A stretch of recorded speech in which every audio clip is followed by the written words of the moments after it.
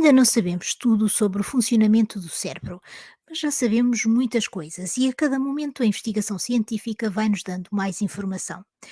Aprender sobre o funcionamento do cérebro pode ajudar a compreender melhor alguns dos fatores que podem influenciar a saúde mental.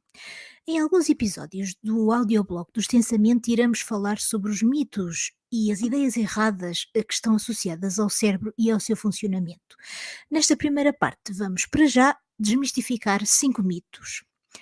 Mito 1. Só usamos 10% do nosso cérebro.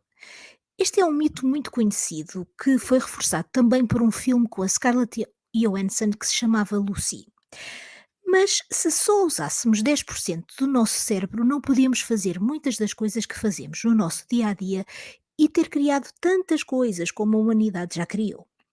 O nosso cérebro precisa de muita energia para funcionar e para se desenvolver, quer no útero, quer na infância. Por isso, não faria muito sentido que existisse material não utilizado no cérebro a gastar energia. Mesmo para executar tarefas simples, grande parte do cérebro está envolvido e em funcionamento. E só para termos uma ideia de como isto é importante, apenas uma pequena lesão cerebral pode ter consequências graves para a cognição, linguagem ou função motora.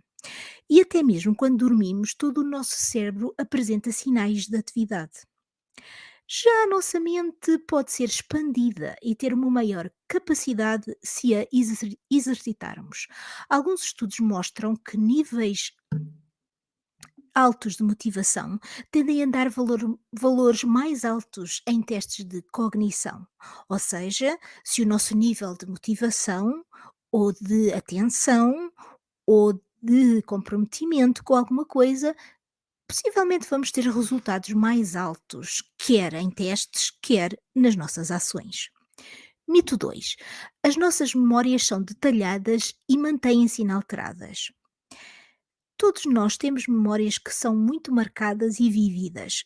Geralmente estas memórias estão associadas a acontecimentos na nossa vida ou na vida coletiva mais difíceis emocionalmente ou mesmo acontecimentos chocantes. Lembramo-nos bem onde estávamos e o que estávamos a fazer. Mas as nossas memórias deterioram-se com o tempo, mesmo as memórias que são mais vívidas.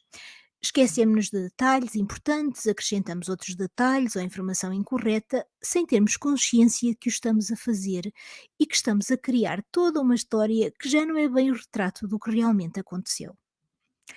Mito 3: a nossa capacidade cognitiva diminui com a idade, sobretudo depois dos 40 anos. As crianças são melhores que os adultos na aprendizagem de novas línguas e na capacidade de concentração. Os jovens são mais rápidos a identificar as diferenças entre dois objetos, contam para trás também mais rápido e facilmente memorizam uma lista de palavras.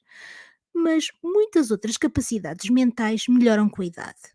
Por exemplo, o vocabulário é muito mais vasto e rico na idade adulta, o que permite uma melhor distinção das subtilezas da linguagem verbal. Os adultos são também melhores a avaliar o caráter dos outros, a resolver conflitos e têm mais sabedoria social. Mito 4: o cérebro é como um computador. Se olharmos, sobretudo, para a capacidade de processamento, armazenamento, circuitos paralelos e entradas de inputs e saídas de outputs de um computador, o cérebro não se pode comparar.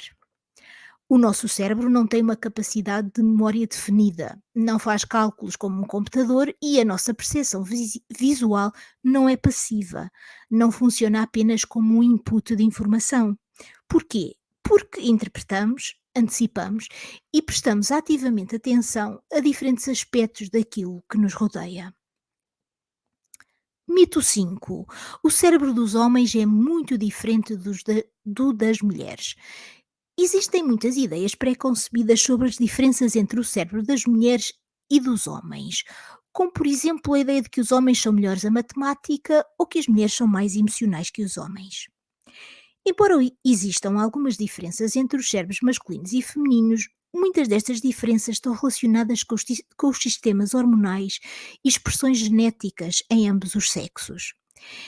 Estas diferenças expressam-se de diferentes maneiras, como por exemplo em diferentes volumes para certas áreas cerebrais e também impactos diferentes em questões de saúde.